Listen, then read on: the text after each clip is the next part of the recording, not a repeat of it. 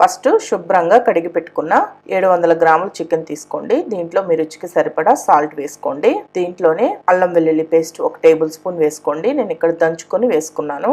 దీంట్లోనే కారం ఒక 2 టేబుల్ స్పూన్ల దాకా వేసుకోండి.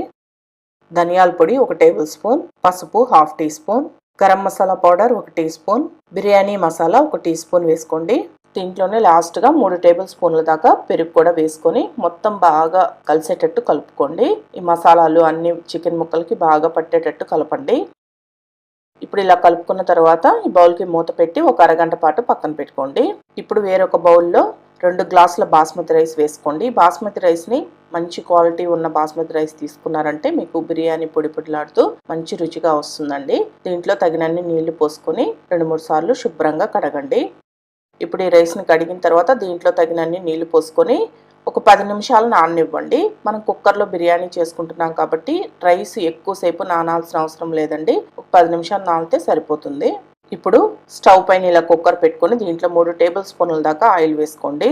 అలాగే ఇలా మసాలా దినుసులు తీసుకోండి. సాజీరా 1/2 teaspoon, black stone flower దీన్ని బిర్యానీ పువ్వు అంటారు, కొద్దిగా తీసుకోండి, మరి ఘాట్ ఎక్కువైపోతుంది. అలాగే చెక్క ఒక 2 ఇంచులు తీసుకోండి.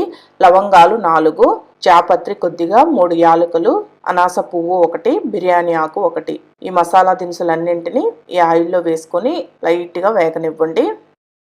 ఇప్పుడు ఈ మసాలా దినుసులు కూడా వేగాయి అనుకున్న తర్వాత దీంట్లో 3 లేదా 4 పచ్చిమిర్చి ఇలా పొడవుగా కట్ చేసుకొని వేసుకోండి.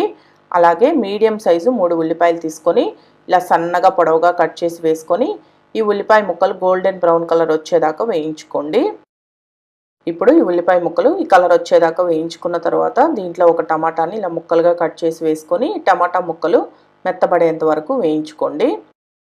ఇప్పుడు ఈ టమాటా ముక్కలు కూడా వేగిన తర్వాత దీంట్లో మనం ముందుగా కలిపి పక్కన పెట్టుకుని చికెన్ వేసుకోండి. చికెన్ కూడా వేసుకొని ఫ్లేమ్ని మీడియం ఫ్లేమ్లో కానీ హై ఫ్లేమ్లో కానీ పెట్టుకొని చికెన్ని బాగా వేగనివ్వండి. చికెన్లో నుంచే మీకు వాటర్ వస్తాయి. ఆ వాటర్ పూర్తిగా ఇంకిపోయి ఆయిల్ సపరేట్ అవుతుంది. అలా వచ్చిందాకా వేయించుకోండి. అలా వేయించుకోవడం వల్ల ఈ చికెన్ బాగా వేగి మంచి రుచిగా ఉంటుంది.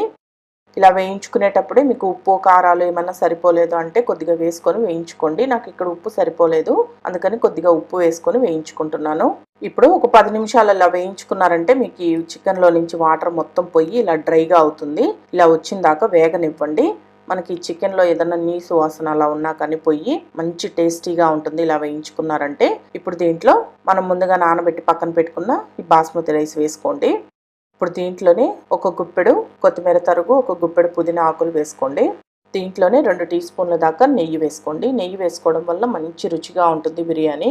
ఇప్పుడు దీంట్లో వాటర్ పోసుకోవాలి.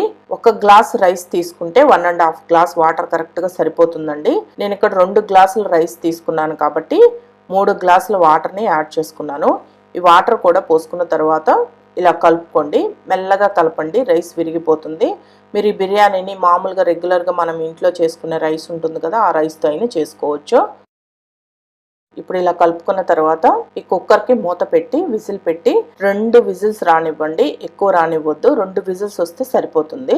ఇప్పుడు 2 విజిల్స్ వచ్చి ప్రెషర్ మొత్తం పోయిన తర్వాత కుక్కర్కి మూత తీసి చూడండి పర్ఫెక్ట్గా మనకి చికెన్ బిర్యానీ రెడీ అయిపోయింది. ఇలా మూత తీసిన వెమ్మటనే తినకుండా ఒక 5 నిమిషాలు ఆగి తినండి. పొడి పొడిలాడుతూ బాగుంటుంది మనకి టేస్ట్. ఇలా బాగా వేడి మీద ఉన్నప్పుడు కొద్దిగా ముద్దలాగా అనిపిస్తుంది. ఒక 5 నిమిషాలు పక్కన పెట్టి తర్వాత తిన్నారంటే మీకు పర్ఫెక్ట్గా పొడి పొడిలాడుతూ చికెన్ బిర్యానీ చాలా రుచిగా ఉంటుంది. చూడండి, ఒక 5 నిమిషాల తర్వాత మీకు ఈ విధంగా పొడి పొడిలాడుతూ వస్తుంది.